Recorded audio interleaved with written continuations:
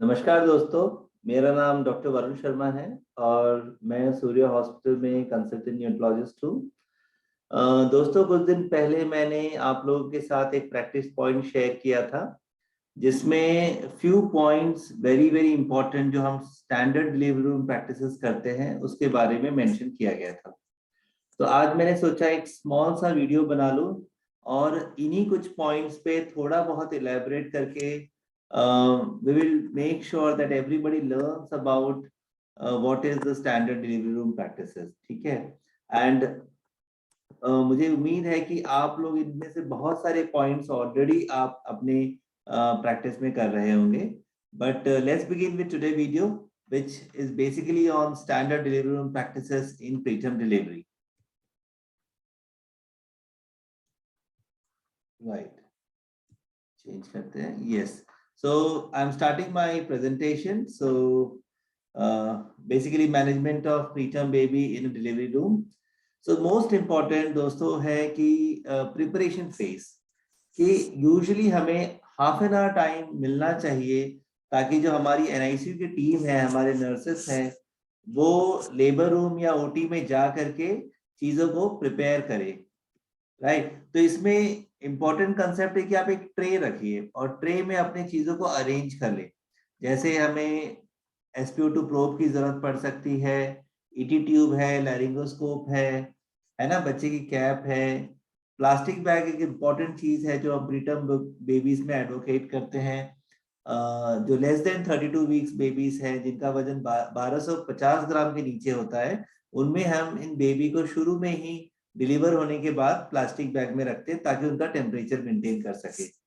और साथ ही हम इंक्यूबेटर को भी रेडी रखते हैं और उसको 34 से 36 डिग्री टेम्परेचर पे सेट कर देते हैं ताकि जब बेबी को शिफ्ट करें तो उसको एक गर्म वातावरण मिले, राइट। और ओटी के अंदर हम मेक श्योर करते हैं कि जो डिलीवरी रूम का टेम्परेचर है वो 26 डिग्री सेल्सियस हो। और दूसरी चीजें जो है, जो एयर सप्लाई है, ऑक्सीजन सप्लाई है और सक्शन है, इन चीजों को भी हम चेक कर लेते हैं। दोस्तों, एक बहुत इंपॉर्टेंट इक्विपमेंट है नियोपफ, या फिर कोई और कंपनी का भी आता है, वैसे इसको टीप पीस रिसस्टेटर कहते हैं। एंड ये बेबी को PEEP which mean CPAP, delivery room CPAP और इवन पॉजिटिव प्रेशर वेंटिलेशन में भी काम आता है।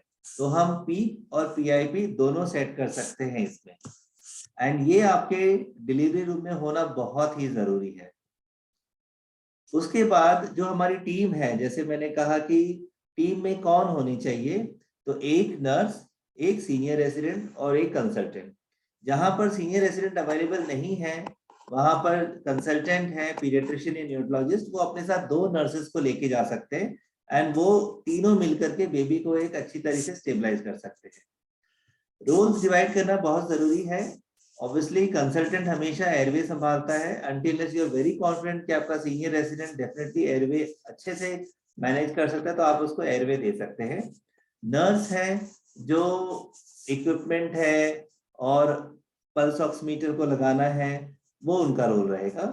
और जो आपका कलीग है, सीनियर रेसिडेंट या फिर एक और नर्स, उनको आप हार्ट रेट मॉनिटर करने के लिए दे सकते हैं। तो that person will assess the circulation and access. कभी कभार कैमरा की भी जरूरत पड़ती है तो उसमें वो आपका हेल्प करेंगे।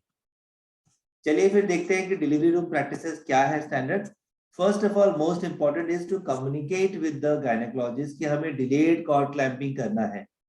प्रीटर्म बेबीज में या इवन टर्म बेबीज में भी डिलेड कॉर्ड क्लैंपिंग का बहुत इंपॉर्टेंट रोल है। ऑलमोस्ट 15 ml पर kg के आसपास का ब्लड 60 सेकेंड्स में हम बेबी को प्रोवाइड कर सकते हैं by just passive delayed cord clamping. Baby को in between the legs of the mother रखना होता है। गॉज पीस से आप थोड़ा सा बेबी को क्लीन कर सकते हैं, स्टिमुलेट कर सकते हैं सोल्स को टिकल करके, एंड टाइमर के साथ हमें वेट करना है।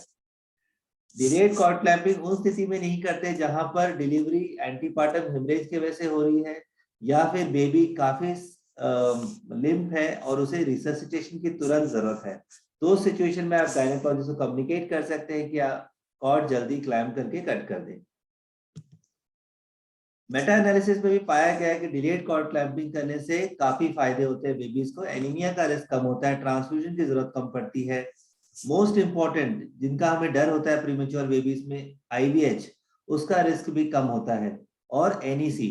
सो सिंपल इंटरवेंशन से हम एक 2 बड़े कोमोर्बिडिटीज को कम कर सकते हैं प्रीमेच्योर बेबीज में, वो है IVH और NEC। सेकेंड स्टेप है कि हमें बेबी को गर्म रखना है। तो जैसे ही आप बेबी को रिसेस्टेयर पे लेके आते हैं, जेंटली उसको प्लेस करते हैं, आप बेबी के हेड को जेंटली क्लीन करके एक कैप पहनाना है, मीडियम या स्मॉल साइज का, और फिर बेबी को plastic bag, simple plastic bag हमें यूज करना है। अमेजोन पे अवेलेबल होता है ये, या फिर आप अपने फार्मासिस्ट को बोल सकते हैं, वो अवेलेबल करा सकते हैं। फूड ग्रेड प्लास्टिक बैग हमें यूज करना है, जिसका size around 16 inch by 12 inch हो सकता है। एक बार बेबी प्लास्टिक बैग में चला जाता है, उसके बाद हम बेबी को CPAP स्टार्ट कर सकते हैं। ठीक है, तो third step is to start CPAP। जब आप CPAP स्टार्ट करते हैं तो नर्स राइट हैंड में सैचुरेशन प्रोब लगाता है, और जो आपका दूसरा कलीग है वो आपको हार्ट रेट बताते हैं। उस 2 इंफॉर्मेशन के बेसिस पे हम ये जो स्टेबलाइजेशन प्रोसेस है उसको आगे लेके चलते हैं। ठीक है, तो prophylactic CPAP, even American academy of paediatrics recommend करते हैं कि हमें premature babies less than 32 weeks में CPAP प्रोफिलैक्टिकली स्टार्ट करना है। भले बेबी को RDS है या नहीं है, जिसका हमें पता नहीं है, बट हमें CPAP देना है। इससे लंग जल्दी इन्फ्लेट होता है और हमें ज्यादा ऑक्सीजन की जरूरत नहीं पड़ती, and we are able to prevent intubation, that is very very important, and surfactant requirement भी कम हो जाता है। तो जैसे आप इस स्क्रीन पे देख सकते हैं कि कैसे हमने CPAP स्टार्ट कर दिया है। इन केस अगर बेबी का हार्ट रेट कम है, बेबी की ब्रीदिंग सही नहीं है, तो हम इससे पॉजिटिव प्रेशर वेंटिलेशन दे सकते हैं as per NRP guidelines.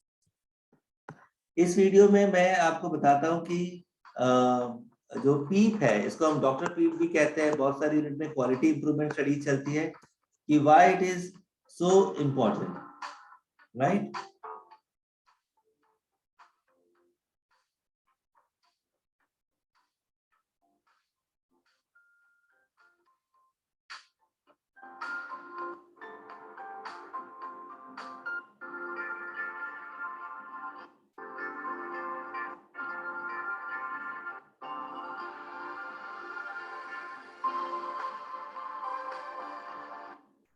So basically जैसे ही बेबी रिसेस्टेड पे आया है, हमने देखा कि जो डॉक्टर्स की टीम है उन्होंने पीप स्टार्ट कर दिया है, और साइमल्टेनियसली हम थर्मल केयर का जो है वो ध्यान रख रहे हैं। आगे देखते हैं इस वीडियो में।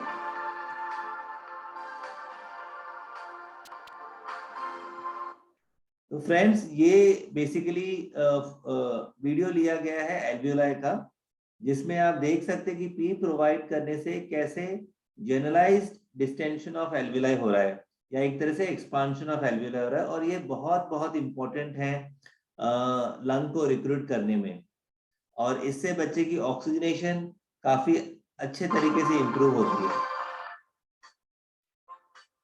और जितनी देर आप पीप देते रहेंगे उतनी ही जल्दी एक्सपांशन होता रहेगा।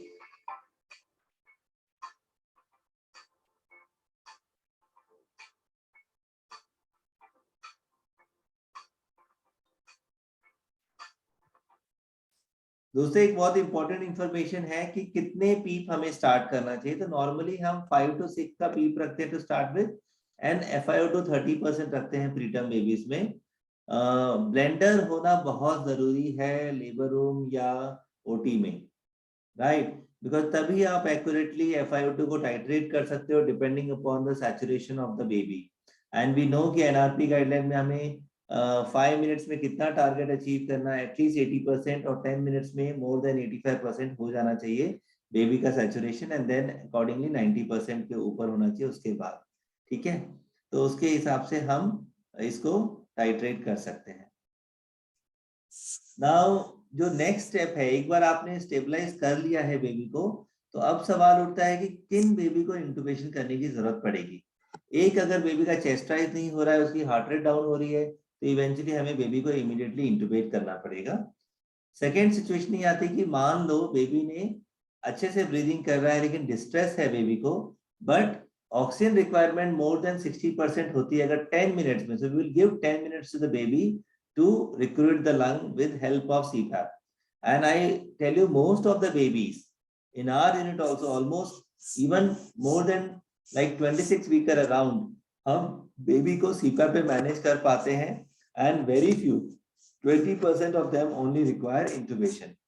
जो बेबीज 24 to 26 वीक्स होते हैं उनमें risk of intubation is definitely higher. उनमें more than 60% of the babies get intubated in delivery room, और उनको सर्फेक्टेंट वहीं पे देना बेस्ट होता है, ताकि आप जब पॉजिटिव प्रेशर वेंटिलेशन दे रहे हैं तो सर्फेक्टेंट के साथ बेबी को इजीली वेंटिलेट किया जा सकता है.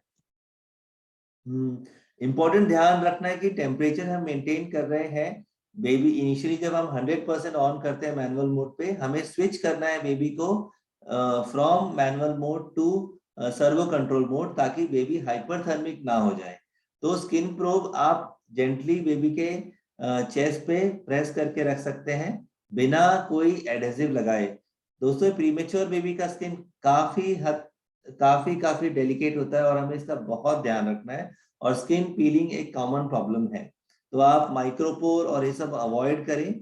यूनिट में जाने के बाद हम उसमें सिल ग्रिप करके एक टेप आती है जिसका इस्तेमाल कर सकते हैं. सिलिकॉन बेस्ड होता है ये, एंड ये बेबी के स्किन को प्रोटेक्ट करता है, पीलिंग नहीं होती है एंड पेनफुल भी नहीं होता है कभी आप रिमूव करते हैं उसको. तो जैसा आप देख सकते हैं इस स्लाइड में हमने टेम्परेचर मेंटेन कर दिया, बेबी प्लास्टिक बैग में हमने पीप कंटिन्यू रखा है. अब मेन फोकस रहेगा कि सील को मेंटेन करना है.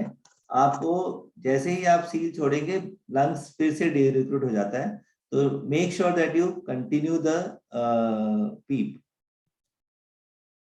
इवेंचुअली मैंने कहा था कि कुछ बेबीज इंटुबेट हो जाते हैं, तो उनका भी ध्यान रखना है अपने. एंड फाइनली एक बार टेम्परेचर स्टेबलाइज हो जाए, बेबी का ब्रीदिंग स्टेबलाइज हो जाए, around 15 to 20 minutes of what you call stabilization, we plan to shift this baby to the NICU. And shift करते वक्त हमें ध्यान रखना है कि हम टेम्परेचर, एयरवे, ब्रीदिंग, सर्कुलेशन सब पे फोकस करेंगे, और एक बार ये टारगेट अचीव हो जाते हैं तो हमें बेबी को शिफ्ट करना है. शिफ्ट हम इंक्यूबेटर के अंदर ही करेंगे. बेबी को CPAP कंटिन्यूड रहेगा. यहाँ पे जैसे ड्रैगर के CPAP सेट से दिया गया है, हमारे यूनिट में हम राम्स कैनुला यूज कर रहे हैं, जिसके द्वारा हम बेबी को NICU तक शिफ्ट करते हैं. ये ट्रांसपोर्ट रिग होता है जिसमें वेंटिलेटर ऑलरेडी अटैच्ड है. इन्फ्यूजन पंप भी होता है, बट यूजुअली हम कैनुला NICU में जाने के बाद डालते हैं. सिक बेबीज में हम UAC UVC डायरेक्टली इंट्रोड्यूस करते हैं. तो दोस्तों, ये आज का वीडियो था जिसमें हमने स्टैंडर्ड डिलीवरी रूम प्रैक्टिसेस पे फोकस किया है. एंड कुछ चीजों पे जैसे मैंने प्रैक्टिस पॉइंट्स में भी डाली थी कि हमें बेबी को प्रोफिलैक्टिक CPAP स्टार्ट करना है, ब्लेंडेड FiO2 देना है ताकि वी नो कि 30% जा रहा है, 40% जा रहा है. टेम्परेचर पे खास करके फोकस करना है. You should use plastic bags, cap, and delayed cord clamping जरूर करना है. You have to discuss with the gynaecologist कि we should develop a program where we are doing DCC or delayed cord clamping in all the babies, both preterm and preterm babies.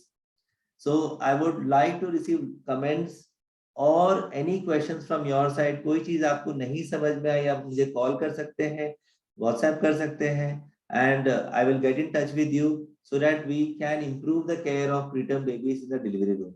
Thank you so much and have a nice day.